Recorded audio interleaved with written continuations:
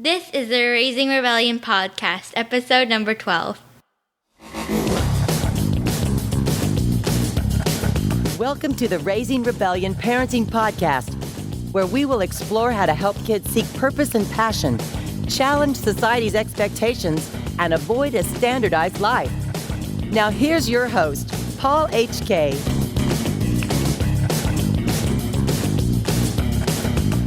Hello, Rebels. Thank you so much for listening and for being here today. Question for you parents. Are we doing our kids a disservice by doing too much for them? And also by maybe relying too heavily on the school system to determine what their future will look like? Well, I had a fantastic conversation with today's guest about these questions and many more. He's an educator in self-directed learning and also takes youth on life-changing travel experiences via his company, Unschool Adventures. His name is Blake Bowles. He has a very thoughtful and practical approach to education, and I think all parents can truly appreciate his perspective.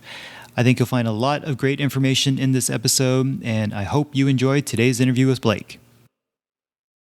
Okay, today I have the pleasure of speaking to world traveler, entrepreneur, adventurer, and educator, Blake Bowles. Blake, thank you so much for being on the show today. Paul, it's a pleasure to be here. Awesome. All right, let's dive into the roots. I always like to start at the beginning. Would you mind sharing a bit about your childhood, what it was like growing up, any influences you may have had along the way, and a little bit about your journey to where you are today? Sure. I grew up in California, and my parents split up when I was pretty young, so I had a home up in Northern California near the Bay Area and one in Bakersfield, California for most of middle school, high school. Mm-hmm. And I just went to regular public schools in the suburbs, and I did pretty well, straight A student. And I thought that I wanted to study math and science because that's what I was good at. That's what I got the best grades in school. Mm-hmm. And also, I'm pretty sure that the movie Contact, the 1997 movie based on a Carl Sagan book, where Jodie Foster is the astrophysicist who discovers extraterrestrial intelligence and has long, dreamy conversations about religion versus God with Matthew McConaughey. Anyways, I'm pretty sure that movie gave me the idea that I wanted to be an astrophysicist. And it helped. That's a very impressive sounding word. Yes. So exactly. If your sense of personal validation is wrapped up in doing well in school, then it only makes sense to go on and go to college with something that makes people say, wow. So I went straight into college, the best college that I could get into, which was Berkeley, and started the astrophysics major. And that was super interesting for the first couple years. Like, my mind was blown on a pretty regular basis by the stuff I learned about star systems and the evolution of different, the entire evolution of a star can be predicted based upon its initial mass. Mm-hmm. Like, that's just so cool. Mm-hmm. And so it was a lot of stuff that I could visualize. It was a lot of the more kind of artistic, kind of relatable parts of science. Mm-hmm. And then I got into the start of my junior year, and I was taking quantum mechanics, which is just pure math. It's just, there's nothing relatable about quantum mechanics. It's like you are taking advanced calculus concepts and applying those to a realm that you will never be able to directly experience because it's, just the most microscopic of the microscopic. Okay.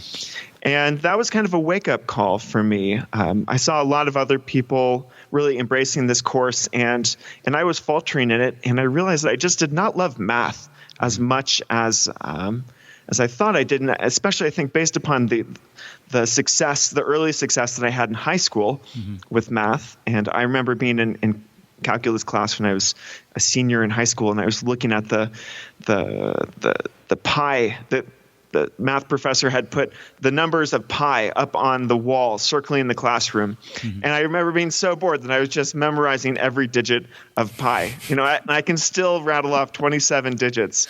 I won't bore your listeners with that. So thank you. So, yeah.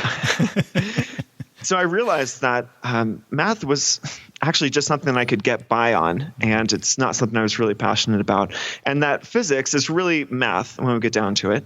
And also research physics, like that's what astrophysicists do, is a lot of spending time in front of computers. That's what I saw these grad students doing. And so I had this big change of heart halfway through college. And luckily, at that same time, that same semester, I was taking a little 1-unit elective course taught by a fellow undergraduate about creating educational television. And this was just a tiny little 10-person course, and it was mostly discussion-based, and we quickly derailed off of the educational television part and just started talking about education. And the guy running the course decided to buy everyone a book that had really influenced him. And so he handed me the book, A Different Kind of Teacher by John Taylor Gatto. And Gatto just blew my world wide open. He had taught for 30 years in some of the best and worst schools in Manhattan. He won all these awards for doing cool stuff like getting kids out of the classroom to do internships and independent study and more community-based projects. And the same year that he won New York State Teacher of the Year award and New York City Teacher Year of the Award, Award of the Year, he quit teaching. And he wrote an op-ed to the Wall Street Journal saying he didn't want to make a living hurting kids anymore. And I was just like, wow. Because I had this backup plan in my head of becoming a high school science teacher. If I wasn't going to be a scientist, I'll be a high school science teacher. And that just destroyed that plan right there. I read that book. I went on Amazon. I found all the related books. And I quickly became immersed in this world of alternative education. And I pretty quickly realized that going into the public school system would probably not be a good choice for me and my personality and the kind of work that I want to be able to do with kids. Just by Gatto relating his stories of trying to do cool outside the box stuff, I was like, oh man, maybe I shouldn't even go down that road. So I decided I had to study alternative education full time. There's no major for that. There's not even an undergrad education major at Berkeley, and most undergrad education majors are jokes.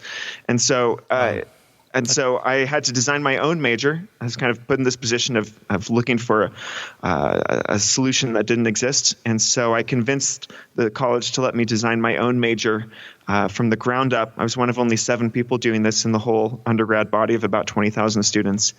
And I designed it around alternative education and self-directed learning so I could learn that stuff. And at the same time, I was taking a self-directed path myself. And so it was very meta. It was very like, I'm studying the thing that I'm also doing. Right. And those last 2 years of college were just fantastic. Like they were even greater than the first 2. And I learned a lot. I did some interning with a local Sudbury model school. I did a lot of writing and had to write a senior thesis paper, which was actually pretty crappy.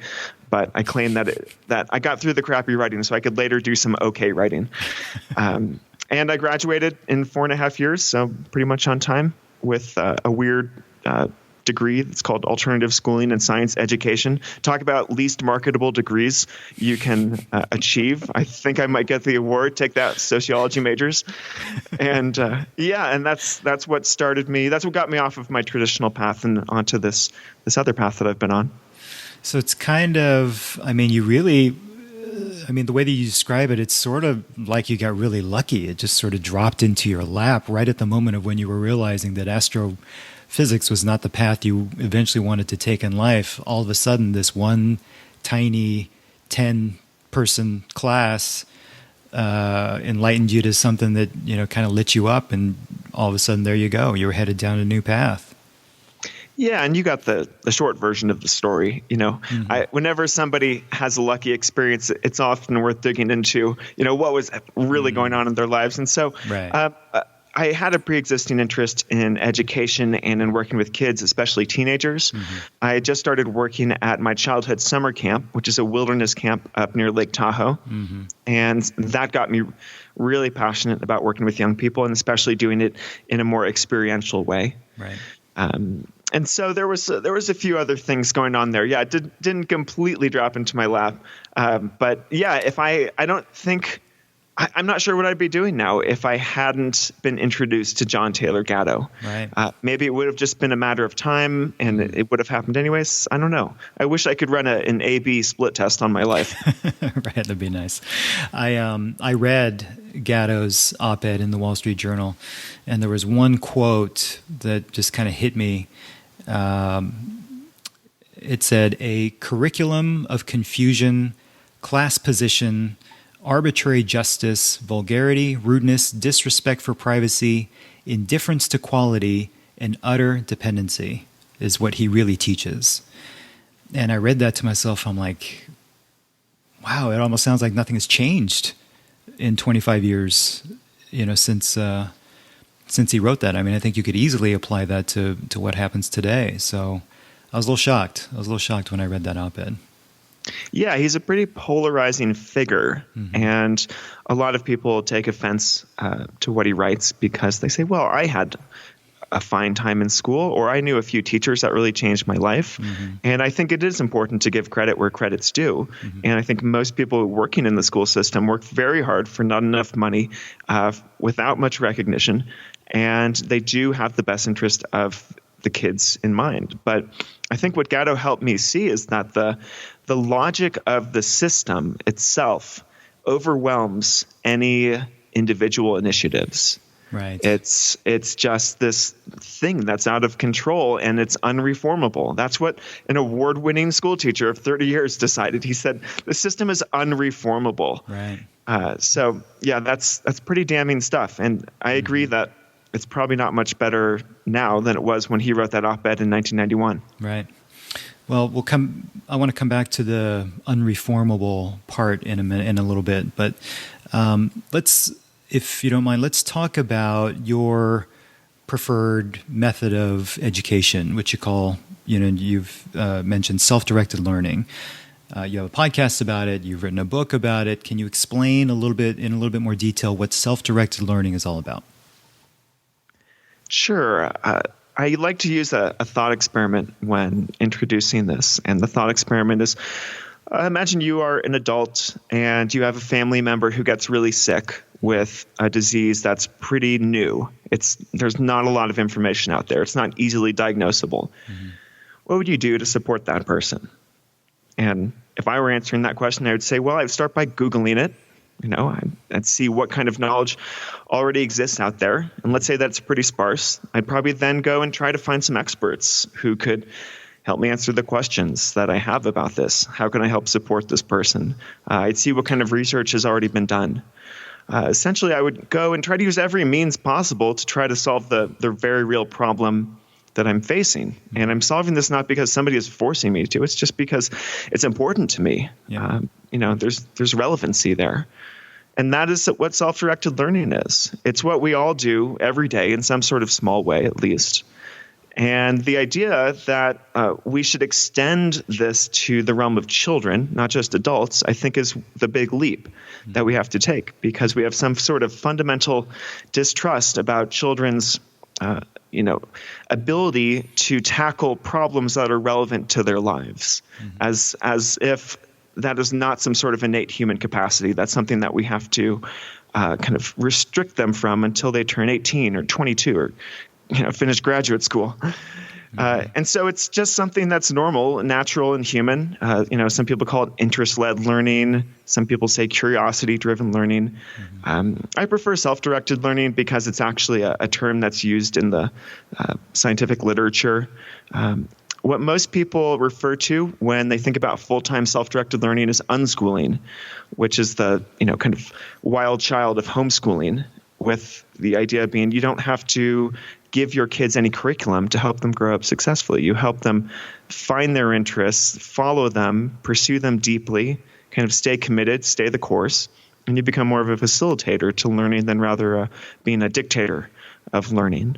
So that's what self-directed learning means to me. And when I use the term unschooling, which I often do, like my travel company is called Unschool Adventures. In my books, I write about unschooling a lot. But when I say unschooling, I mean full-time self-directed learning. And even that can include school and other formal, structured learning experiences. Right.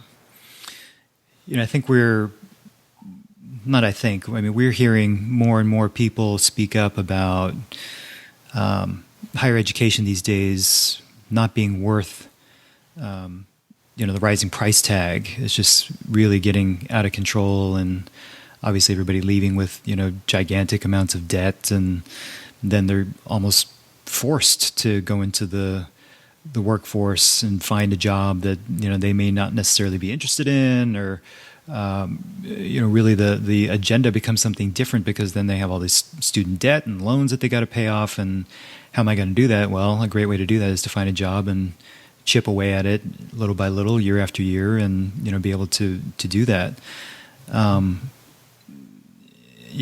I've heard you talk in the past about, I want to be clear that, what you talk about in self-directed learning is not to replace college, like you said. It could include school, but what I love about what you talk about with self-directed learning is making a more informed choice. And if you feel like college fits into what you are looking to accomplish and what you're looking to do in life, then great, but make it more informed, be educated about it, and then go do it. I agree, and I think it's important to distinguish between K through 12 education and college level education, post-secondary stuff. Right. I have more of a gripe with K to 12 education because that's when kids are subject to compulsory education laws. Mm-hmm. And I think there are way bigger problems in the public and private school systems, especially regarding standardized testing and medication of kids, than there are in the post-secondary realm. Like, still fundamentally, you get to choose whether you go to college or not. There's no legal requirement that you do. And so it's a place where you get to consent to being there in a way that young people are almost never asked their consent to go to school. It's just what you have to do. Right. And so, in general, I think college is a good thing in that most people are just voluntarily choosing it. But as you said, you need to make a really informed choice. And we do not make really informed choices when we go to college because we have all swallowed this belief that a college degree is mandatory mm-hmm. for success. Mm-hmm. And a college degree is definitely useful for success. And in some fields where you have to get a professional license to practice whatever your work is, then yes, college is probably mandatory for you. If that is in fact what you want to do, and you're not just playing out your parents' dreams of becoming a doctor, lawyer, or whatever, work for the Pentagon. Right. So yes, college is something that people choose, but they don't really choose at the same time. And so that's the mission I've given myself lately, which is to help young people who are making this leap into college make a much more informed decision about it. Because right now they spend about as much time thinking about whether they should go to college or not as they do on deciding what they should wear the next day. It's just obvious. It's just like, but should I wear a red shirt or a blue shirt? It's we don't think about other things we might do. It's so true. I think it's interesting what you said. I think it's hard I know it was for me.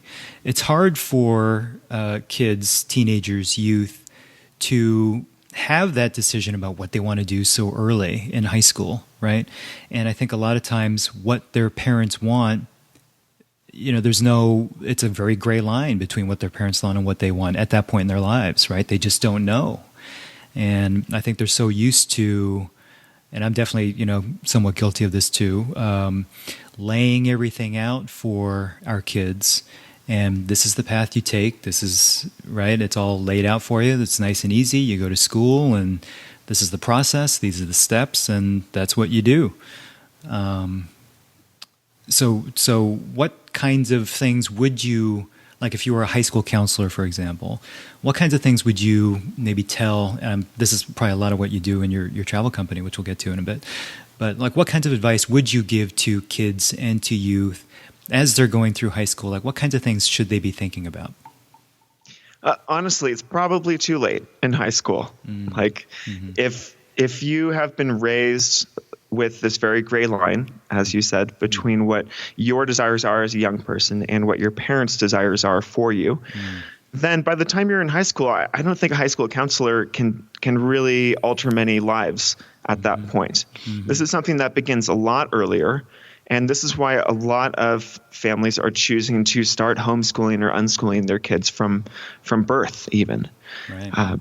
And because this idea that young people deserve more of a voice than they get, that doesn't mean they're always right. That doesn't mean they always make the best decisions, of course. This is not like a noble savage theory. Right. But the idea that they deserve more of a voice, that they should be kind of shown all their options and be allowed to consent to one of those options and to pull out of it if it's not working for them and choose a different one. That needs to start a lot earlier. You can't just be like, all right, you're 15. I'm going to flick the switch now and you're going to run the show. That starts at age 5 or 8 or 12. Yeah. So as a high school counselor, I'm not sure what I would do. I would probably say, hey, listen, before you go immediately to college, consider taking a gap year. Listen, it's becoming more culturally appropriate here in North America. It's, colleges are accepting it. Some colleges like Harvard even want you to take a gap year because they see the benefits that come from taking a year off between high school and college. And so that's what I'd probably do as a high school counselor. But in the bigger picture, I think it needs to start earlier. Gotcha. Yeah. Well, that's part of the reason I'm doing this podcast is to help parents start thinking a little bit differently earlier. Yes, you are part of the solution, Paul. Awesome. Thank you. So to talk about that a little bit more. So if I read about how a lot of people are calling educators out, right? And to approach school and think about it differently, but it's such a machine at this point, right? I mean, it's a gigantic machine that is not going to be changing anytime soon, at least not any kind of meaningful way, right? I mean, do you think there's an opportunity somewhere, elementary school, middle school, whatever it may be, to incorporate some elements of values like self-directed learning in there, or alternative ways of thinking into that traditional model at all? Or do you think it would just get swallowed up in favor of getting kids ready for standardized tests? If you're talking about within the public model, I think there are some cool charter school options out there. There's some cool magnet schools, but they only are available for a very slim percentage of people out there. Most people are stuck with the traditional public school product. Right. And I don't have much hope for that. I have hope for all the small scale, more grassroots level alternatives that are probably going to be private or nonprofit things. They're not going to be publicly funded because we don't fund radical alternatives because they don't meet our standards of accountability. So no, I don't have much faith in anything really cool coming out of the public school system. And just to come back to this point that you made earlier about, well, let me put it this way. I think the problem is not teachers. It's not classes. It's not schools. Okay. We are the problem. And I'm saying we, the parents, and we, the students also, but we, the parents, I'm not a parent yet, but someday are the problem, in that we think that we can drop our kids off at some institution, whether it's a government institution or a private institution, and absolve ourselves of responsibility for their well-being, for their education, for their learning. Magically, you put your kid on the school bus and they are somebody else's problem for 8 hours. And that's a wonderful thing when it comes to babysitting. If you have two parents who work and you can't leave your kid at home, then you can send them to this place that will babysit them for 8 hours and feed them lunch and keep them warm and safe for the most part. And that's great. From a sort of social services function, public schools do that very well. But from a function of helping your kids grow into responsible, mature, interesting adults, when we absolve ourselves of the responsibility by saying, okay, there's a difference between school and home, or school and family, that's when it breaks down, okay? This is why I love this place called North Star, which is out in Western Massachusetts. They call themselves a self-directed learning center for teenagers. And so they accept people from ages, I think, 12 up to 18. And they say that we're kind of like we're like a club. We're like a YMCA. You can come in at any point during the day, and you can leave at any point. You don't have to be there for the whole school day. They're actually closed on Wednesdays to make it really clear that we are not just a 5 days a week educational institution. They've got a bunch of classes that are on offer, and they're in the Northampton Amherst area. So there's a bunch of really great colleges around there. So they have college students coming in all the time as volunteers to teach courses. Wow. But it's all by choice. So as a teenager, you can go there and you can take all the classes you want. You can do all the extracurricular activities. They have a really cool drama group, for example. Or you can just sit there on the couch and talk about Pokemon Go or Minecraft with your new friends all day long. And nobody's going to come in and shame you or kind of give you a look like, shouldn't you be doing something? Shouldn't you be going to this algebra class that's happening next door? And really, really importantly, they do not call it a school. They say we are a center. And you, family, if your kid doesn't want to go to full-time school, you should declare yourself a homeschooler in the eyes of the state. And then your kid is free to do whatever they want. And in Massachusetts, it's a state-by-state thing, homeschooling regulations. And so in Massachusetts, they actually do have to take a standardized test, I think, every few years to prove that they're not, terribly falling behind the mainstream. And I think terribly means ending up in the 20th percentile, right. Which is just, not really an issue for most of these kids. Right. So they put the responsibility, North Star puts the responsibility back into the parents' hands, back into the family's hands, the kids' hands. They say, you are all doing education on your own. You are free to do whatever you'd like. And if you'd like to make our learning center part of that equation, come on in, use us to the extent that you would like. And so that's why I love the North Star model, and they've got a whole series of similar organizations out on the East Coast called Liberated Learners who do similar organizations. And they're so adamant about not being called schools, because as soon as we use the word school, we get into this mindset of, okay, this is the place where I drop my kid off and I don't have to, somebody else is going to teach them. Somebody else is going to make them learn. Right. It's just that is the problem. That is the enemy right there. Right. I interviewed a father and daughter a couple episodes back, and they're from the Bay Area. And he had a great view on his personal parenting and his personal education, which was he views it as a 3-pronged approach, where one prong is the parent, one prong is the child, and the third prong is the teacher. And by teacher, it could be, the societal part of that equation. It could be school. It could be, your center. It could be just society out there in general. And he feels that it's kind of the working of those 3 components together. When you don't have, you can pretty much do it if it's parent-child, and then you can kind of figure out the third prong. But if you don't have either the parent or the child working with one another, then it's kind of like what you were describing. Then it's the parent just dropping the kid off at school, and it's the kid just trying to figure stuff out on their own without zero direction, right? So and just totally accepting whatever comes their way, when they're sitting in the classroom. So I thought that was a really kind of interesting, thoughtful approach to how he did it. But I love the sounds of these centers out on the East Coast.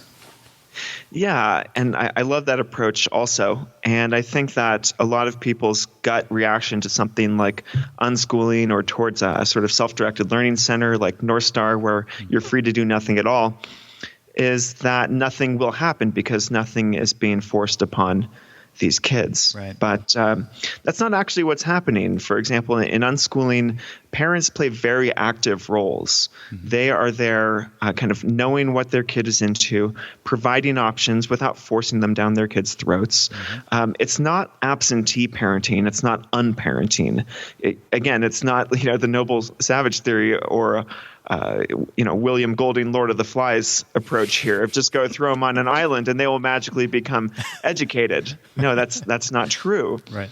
And also having a third prong, which is a school or a learning center or just something that is something outside of the parent and the child, I agree is crucially important. Especially as you get into the teenage years where where teenagers are no longer interested in their parents as much as the sources of learning and as authority figures. They're more peer focused, they're more society focused. And that's, I think, crucially when homeschooling becomes less and less effective and you need to get them out into the world, interacting with lots of different people, organizations, institutions. Unfortunately, I think that people think that school serves that purpose really well. It gets them out of the home and into the world. It socializes them, but I think that school is often a very narrow environment in which to grow up. And your scope of action, your scope of what you can learn is actually very limited. It essentially prepares you to be a future college professor. And the socialization aspect, I think, is often as negative as it is positive. The sort of stuff that goes on in schools socially is just, sometimes can be so terrible. You never see it repeated in any other part of life except in jails. That's like the biggest, the sort of like gang mentality, right. Anyways, I won't go into that. Sure. There you go. A 3-pronged approach, but let's make sure that third prong is a healthy one. Right. Never thought about it that way. You're absolutely right. Talking about making sure that your child is sort of out there into the world. Great transition into your company, which I'd love to get into a little bit here. Before we do that, you reminded me of a conversation that I had with a friend of mine, Sue, the other day, and she was telling me that this podcast, she's listened to some episodes, and she says that it makes her and other parents feel uncomfortable and a bit unsafe. And, she said that while it's sort of challenging the standard mindset and her standard mindset, she just said flat out, most parents just aren't going to be agreeable to your message and they're going to tune out. Right. So, I at least appreciated her opinion and that she was open enough to hear and listen, right, to the perspective. I mean, she's going to choose what she decides to choose, and other parents are going to do that too. But, I'm guessing that for most parents, they'll look at something like self-directed learning, and it probably scares the bejesus out of them, right? Or they just quickly discount it, for any number of reasons. You can that's for other people's kids, right? Mine are lazy and selfish. They need school. They need that, right? They need to do that. But, my point here is the parent mentality, it's fear of sending our kids out into the unknown. And it's all fear-based, right? It's fear of them failing and being labeled an outcast and what it might do to their confidence and, on and on, whatever else we can project on them, because that's what we do as parents, right? Our parental instinct is to protect. So if something doesn't work out by trying this path that isn't, already so well-worn, proven, that we're going to get the blame for it and it's going to look bad on us. And so therefore it's very easy for us to just choose the option that everybody's taking. And, I think that's tough. I think it is a tough mindset, and I'd love to see just a little bit of that introduced into, like you said, the public school system somewhere, a little bit, I think it is being introduced in small ways. People send me links about cool things that are going on in their local public school systems. Mm-hmm. It's usually it's some sort of extracurricular thing, something you can do in 7th period, and that's great. The problem is these are all tiny incremental changes that are just overwhelmed by the logic of the rest of the system. Yeah. And as to your comment about being fear-based, I don't think we have to, look at it in such a harsh light. Like what we are trying to do as parents is provide security for our kids. That's the most natural instinct in the world. Right. And I think that the type of world that, if you're a parent in your 40s right now, the type of world that you grew up in, and especially the type of world that your parents grew up in, if they're baby boomers, World War II era, it was very straightforward then. It was much more straightforward about how to provide security for your kids. And today, it is an entirely different ballgame, which I'm sure you've already had a lot of discussions about. Yeah. But just talking about the economics specifically of how to prepare your kids to be economically successful, how to prepare them to find jobs or to create jobs for themselves, all these things that we never really got taught if we are in an older generation, we now need to teach our kids. And as anyone knows, the best teaching, the best learning is done through doing. Right. And so to allow your child to be more self-directed is what I believe is going to let them flourish in the new economy where people are changing jobs every 3 years, if not sooner than that. Right. There are way more people being self-employed or working on extremely small teams or working remotely. Mm-hmm. It's just blatantly obvious that self-directed learning is this 21st century skill. But it's not well reflected in the current school system.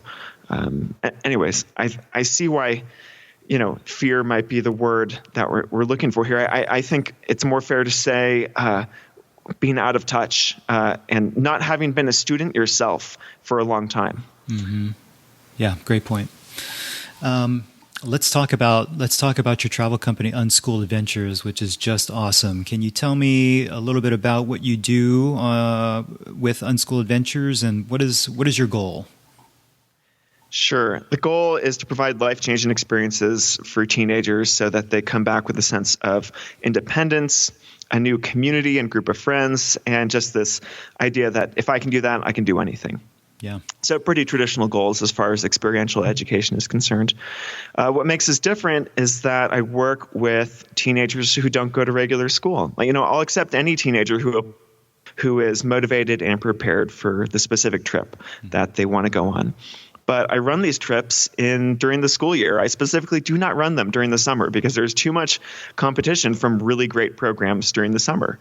Mm-hmm. So, for example, I'm running a 12-week program for gap year-aged kids, so 18, 19, 20-year-olds in Buenos Aires, and that starts late January and goes through mid-April. Mm-hmm. I'll be running a trip to Southeast Asia. That'll be in November and December. Mm-hmm. Earlier this year, we went to New Zealand in February and March. And so for me, as a trip leader and as a traveler, I get to choose destinations based upon the absolute best time to go there. Mm-hmm. For example, New Zealand, February and March, best weather you can get there. All the January crowds have gone home. And it just does not get better than like a late February day on the South Island in Queenstown, New Zealand, let me tell you. Mm-hmm. And so we get to go when the time is right to travel instead of just when the school schedule allows you to travel. And we travel for long periods of time. So the minimum length for an international trip is usually 6 weeks, and they range up to 12 weeks. I also run some programs in the U.S. that are a little bit shorter, so maybe a month-long program. We've done a lot of writing retreats in the past where a group of teenagers, about 20 of them, will come together. We'll take over a youth hostel for a month, rent out the entire thing, usually in a ski town where they don't have many people using it in the shoulder seasons. Mm-hmm. And then we all try to write our own books in a month. That's been a very popular program. So and finally, I run these programs mostly with me being on the programs because I started this back in 2008 because I wanted to continue traveling the world. I had recently spent 3 months in South America. I'd fallen in love with the whole continent, but Argentina specifically. Mm-hmm. And I wanted to get back there, and I didn't have much money to continue traveling. And I was familiar with this group of teenage unschoolers who were out there because I had worked at a summer camp where a lot of teenage unschoolers go. It's called Not Back to School Camp. Mm-hmm. And they were hungry for more opportunities to connect with each other, to spend time with each other, because it can be lonely and isolating to be a homeschooler or unschooler, especially if you're from a rural area. And then you go to this life-changing summer camp for a week, and then you have to leave, and and you have Skype conversations with your friends that you make there. But so a lot of young people were looking for something bigger and longer, and that's what I decided I could provide.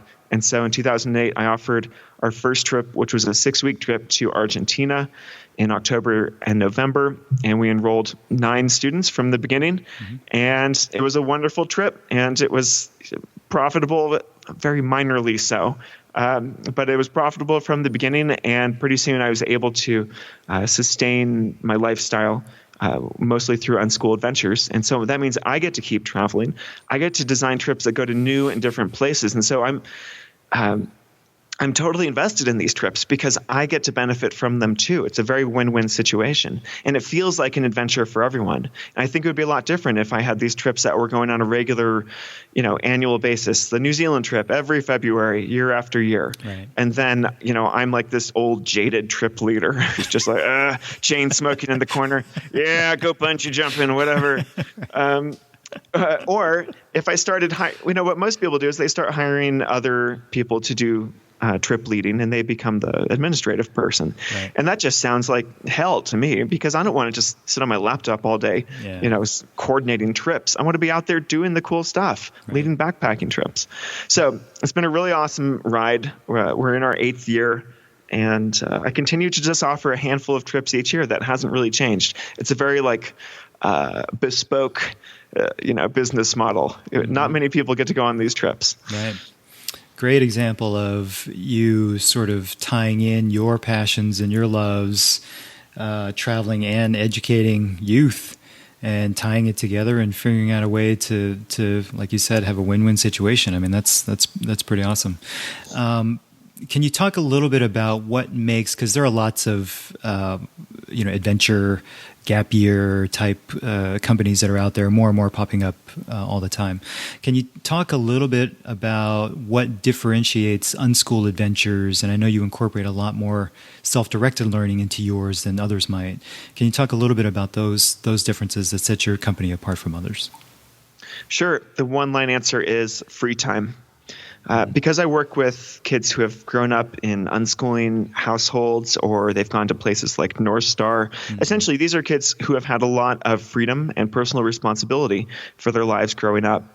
Or maybe they dropped out of high school and so it's just been a year or two and they're trying to make new friends. They're trying to build a community.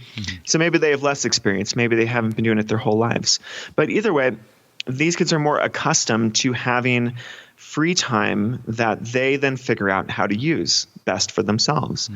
And so on one of my trips, let's say this New Zealand trip that we did about half camping, so more outdoorsy based stuff, and half being in cities, usually staying in youth hostels. We traveled all over the South Island.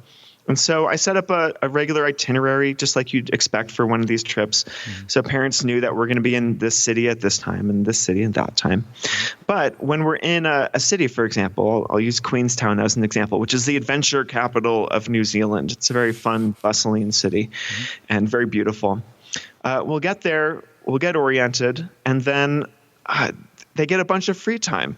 I'm not like one of these trip leaders who's wearing a little yellow shirt with a little yellow flag and everyone else has yellow shirts on. I hold my flag up. I'm like, all right, everyone, we have to stay on schedule. In the next half an hour, we need to see these sites. And then half an hour after that, we have lunch. And then, just the completely fully scripted travel experience, which is what a lot of young people experience.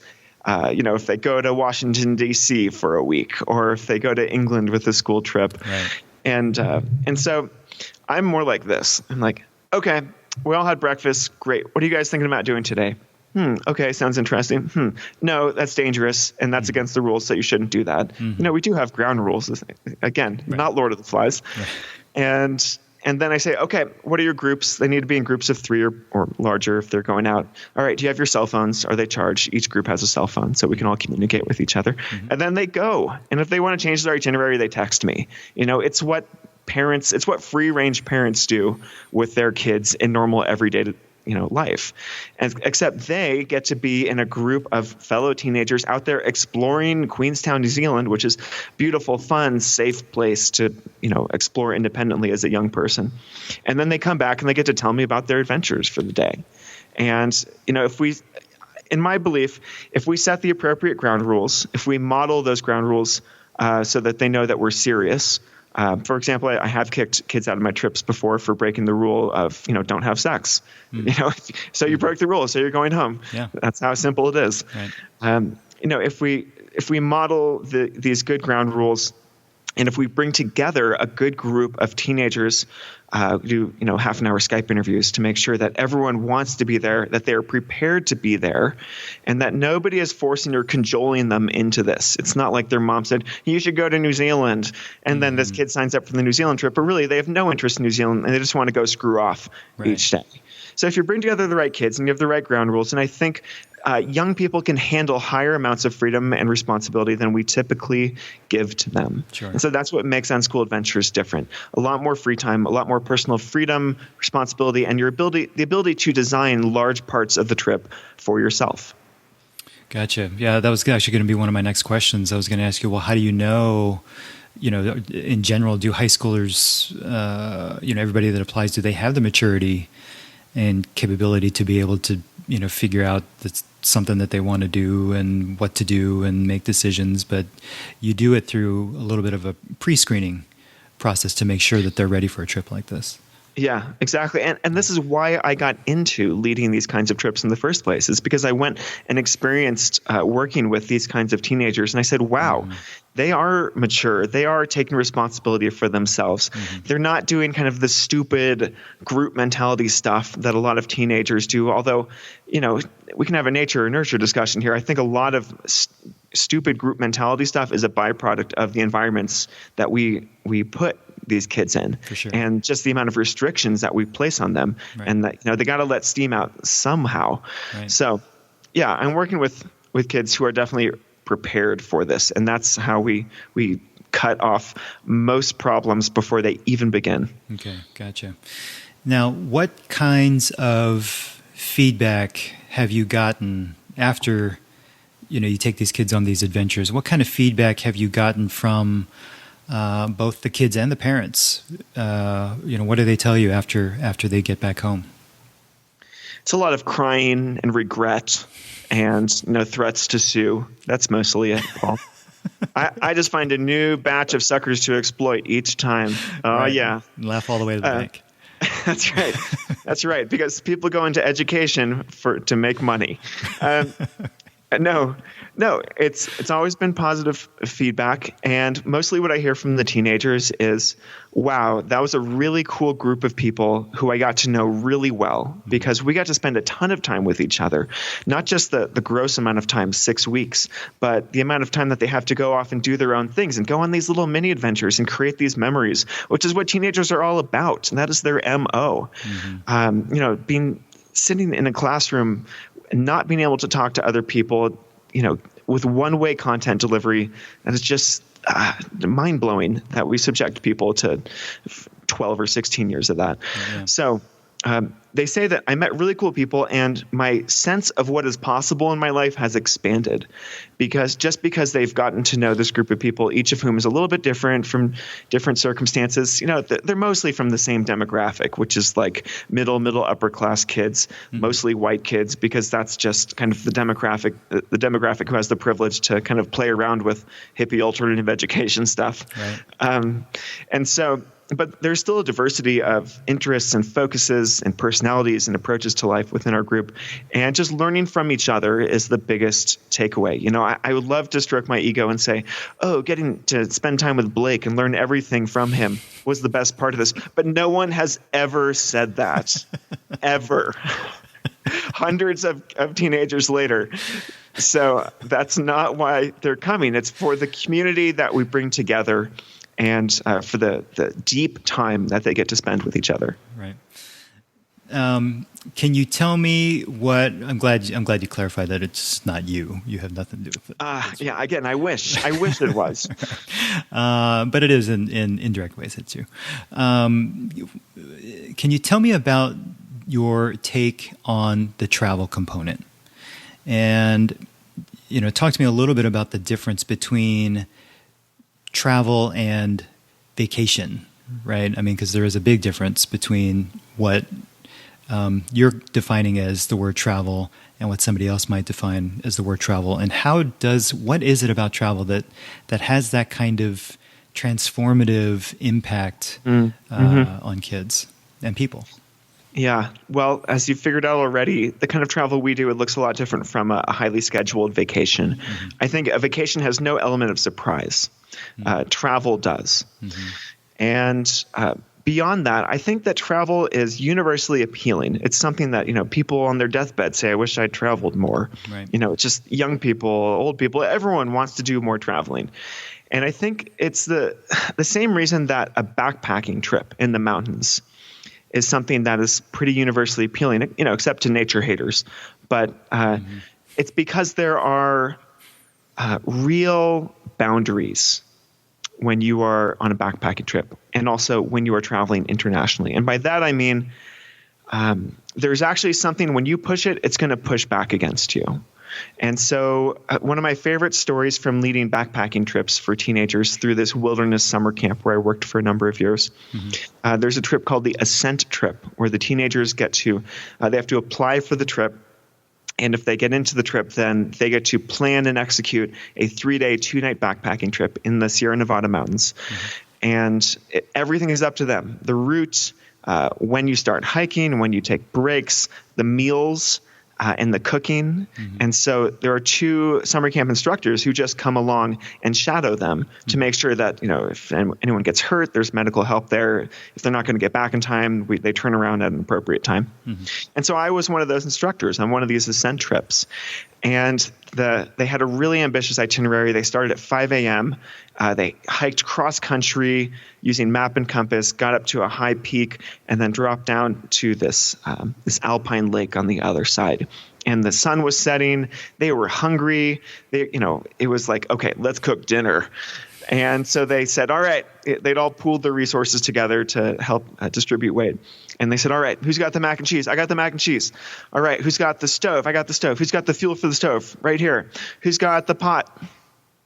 Who's got the pot for the stove? Crickets. And this is why I love this story. I've told this so many times that it never gets old, because they had failed to assure that somebody had brought a pot to cook the mac and cheese. They had everything else. Right. And they look over at me, and I am cooking mac and cheese in my own little pot because I brought my own cooking gear, because I'm just a ghost. I'm not here. I'm just, don't even pay attention to me. And they said, Blake, can we borrow your pot? And I got to say the favorite words of my entire life, no, you can't. Because this was the learning moment, right? This is where the world pushed back against them, where they were never going to forget, again, any of them, to check to bring the pot when they go backpacking. Right. And you know what? So this was a situation of low actual risk and high perceived risk. They were not going to starve. They had other food to eat, so they had a cold dinner. And I think they actually had a lot of ramen with them too, and you can eat that without cooking it. Right. So they survived, but and so they were in this sort of simulated environment where, if something really bad happened, then they have support. But otherwise, they get to experience failures and learn from them. And that's why travel is really awesome too, especially for young people. Because and what I'm talking about with Unschooled Adventures is facilitated group travel. But this also applies to a young, let's say a recent college graduate who goes off to backpack Europe for the first time. There are so many things that can go wrong with travel. It instantly becomes an adventure. There are so many unknowns and so many potential risks, but most of them are just perceived risks and not actual risks. Right. It's not the 1800s. If you try to travel to Asia, there's not some 40% chance you're going to die, and because you'll get cholera and just never come back, and your parents will cry on your grave. And it's a pretty friendly time and in the world to go travel as a Westerner, as long as you don't go to the really stupid places. Yep. And so, and especially as a trip leader, I can bring groups of young people out there who would not be capable of traveling on their own, 15-year-olds, for example, going to Buenos Aires, and I can help them have a good experience and also give them, loosen up the reins and let them get into situations where they're a little bit nervous and where they're like, oh crap, if I forget to bring the cell phone or the cell phone that I have dies, I'm gonna have to figure out how to get back to our house or to the hostel on my own. That's a manageable challenge. And it's one that they are going to, again, remember forever. Right. And so it's those little moments. It's those little mini adventures, those, when your palms start sweating a bit, but then you get through it. That is what makes travel so special. I think that's why everyone, values it. And that's why it's different from just going on a highly organized tour or taking a vacation. Yep. Totally agree. That's an awesome story too, by the way. They probably learn more in that particular moment than the rest of the whole trip. Yeah. So, I'm a pretty strong believer that we are all products, at least in some small part, of our upbringing when we were kids, right? So, I know that you've had a lot of influential experiences when you were young. It's what you are doing with Unschool Adventures. You are providing those kinds of experiences to youth and to young people. What kind of advice might you give to, let's say, parents and kids that may not have had those kinds of opportunities growing up or may not be able to take part? Like you said, maybe they don't fit into that demographic of the ones that are able to kind of play with the different kind of hippy-dippy type of opportunities out there. What kind of advice would you give to other parents and kids that might not have that kind of chance? Well, a book I've been rereading recently, it's a wonderful book. It's called Why We Do What We Do. Mm-hmm. And it's by the author Edward Deci, who's from the University of Rochester. And he's one of the co-founders of self-determination theory, which is essentially the science behind intrinsic motivation. Mm. And so it was published, I think, back in the 90s. Not many people read it anymore. But that book is in any public library or on Amazon for some tiny amount of money.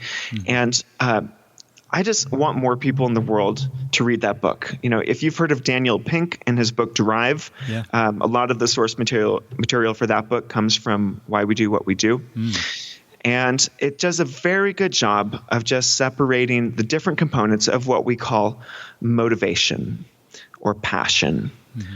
or, again, the reasons why we do what we do. And a key concept that I picked up from that book, and that has served me for a long time, is this notion of introjects. And that's a weird word. It's the opposite of projecting something. It's a psychology term. To introject something is to swallow some concept or belief or trait wholeheartedly.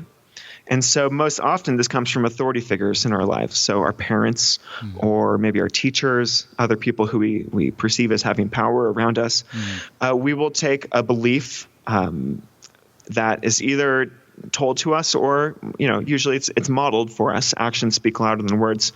And we will swallow it as an introject and just make that one of ours. And so that's another name for that is just an unexamined belief. And an unexamined belief is what leads us to unexamined decisions, kind of like the decision to just go straight into college because obviously you have to go to college to be successful. Right. And so that book was just so influential for me to learn some basic psychology concepts related to really making decisions that are your own. And I think fundamentally that's what we're talking about. That's what we want for ourselves. That's what we want for our kids. We want them to be the authors of their own lives. Everyone wants their kid to be self-directed in the fundamental sense of going after what they want in life, yep. Not just living for somebody else, not just doing what they're told.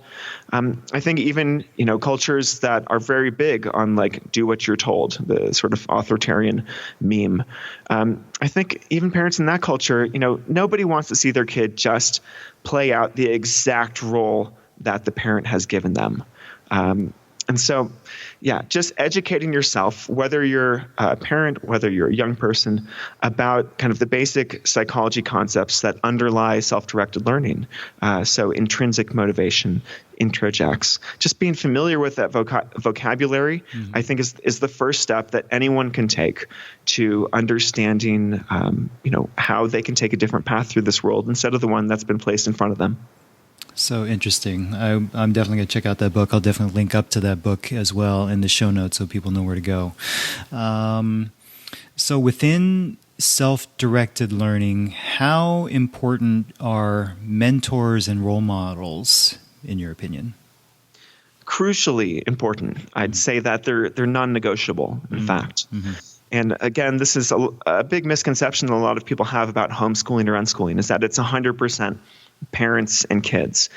And they very rightfully say, well, let's say your kid wants to learn something that you can't help teach them. So, even just taking off the plate the existence of the internet here, right? I think that it is a worthwhile critique that if you kind of insulate your kid from the world, then you are doing them a disservice. And that doesn't just mean letting them browse on the internet, because there's all sorts of complications that come with that.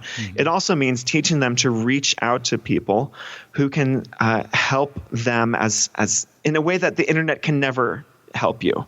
And so that means being able to reach out to people who might become your future mentors, or might become your employer, or might become somebody who can answer questions for you that a website, or Google cannot easily answer. And I think that the ability to reach out to people and make those human connections on a very peer-to-peer level is really, really crucial for self-directed learners, because the internet can only take you so far. And I think that it's something that's not taught very well in schools. I don't think we can assume that just because you send a kid to school and they're interacting with cool adults, that they're necessarily going to build those reach out skills, right? Because the relationship between adults and kids in school is very formalized. And as soon as you leave formal education, you need to be able to reach out to people in an informal way, in a natural way, to be able to say like, hey, Paul, I saw that you have this podcast about raising rebels. My own kids, and I have a very unique situation. Maybe can you give me a few words of advice about what you might do if you were in my shoes? The ability to send that email or to make that phone call is a life skill that is not taught in schools. And so I'd say it's a crucial skill whether or not you consider yourself a self-directed learner. If your kid goes to regular school and they love it there, that's great, fantastic. Help them learn how to reach out to people regardless, because they're probably not going to learn that in school. Great points. I know we're getting close to our time being up here. I just have a couple more questions for you. This has been an awesome interview, by the way. Can you tell me what you love doing the most? Like, what is the most rewarding work that you do or have done? Yeah, I think that working with young people when they're in this crucial moment in their life of saying, I am separating myself from my parents, from my culture. I'm trying to define my own identity. Getting to play some small part in that, whether that means just connecting them to a group of other young people who are going through a similar situation, or having them read something that I wrote and then they send me some nice unsolicited email. That is the best that it gets right there, or giving a workshop at a conference and, kind of seeing some eyes light up. So I think this is the same reward that educators of all stripes are looking for. And I'm just finding it within this one pretty specific demographic of kids here. And so, not a mind-shocking answer here, Paul. I love changing the lives of young people and especially in a way that is not dependency promoting. I think that if I can, teach a proverbial man to fish and help them become self-directed learners who are self-sufficient, and so they can go off and do stuff without me, then that's the best of both worlds right there. That's awesome. I think it's such a positive impact on kids and people. It's really fantastic. Okay, I have one final question for you. This is the question that I always end my interviews with. The podcast is called Raising Rebellion, and the rebellion part is where we're not just throwing our kids out through the societal system of school, job, career, but rather helping them seek out their own path and where they can go out and do meaningful things and things that they love to do in life instead of what's being told to them as to what they should be doing. What advice can you give to parents or to kids who might be listening on how to become a successful rebel in life? Sure. It's not a very sexy answer, but my advice is take consent seriously. I think that consent to me means you know what your options are. You provide an enthusiastic yes to one of those options while also retaining the power to say no, to back out of something. And I think when that comes to raising kids and choosing your educational environment, it means not just looking at the public school and the private school and the Montessori school, and that's it. It's really looking deeply into all of your options, and that includes the weird out there hippie stuff. And that includes, maybe stuff on the other total deep end, like the military school. Mm-hmm. And so you give yourself a real sense of choice. You have a discussion with your kid that's not just a one-liner. It's not just, do you want to do this? Yes. Okay. It's a deep discussion. And then you make it really clear that this, like everything else in life, is an experiment. It's a trial. And if it works, we're going to keep doing it. And when it stops working, we're going to do something else. And it's we. It's not you. It's not me. We are going to do this together because I am on your team. Yeah. I am here to help you figure out what's best for yourself. And there's going to be some trial and error along the way, but we're going to get there eventually.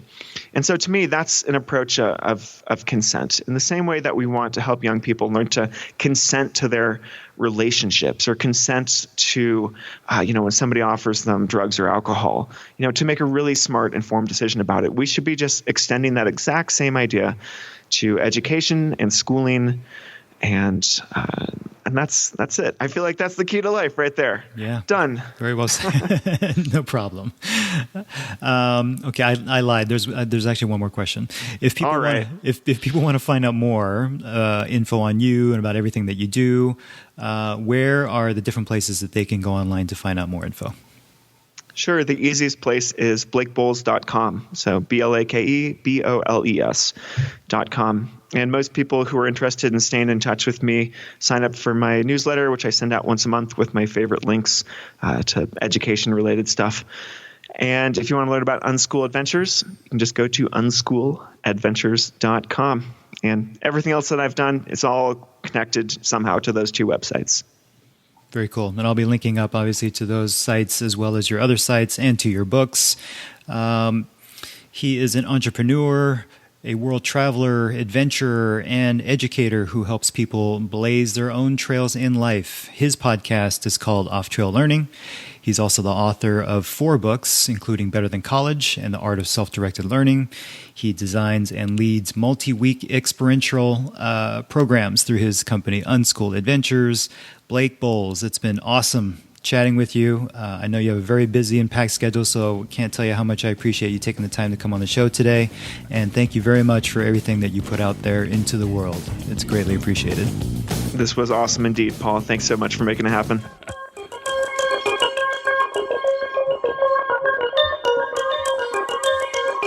Thank you once again to Blake Bowles for being on the show today.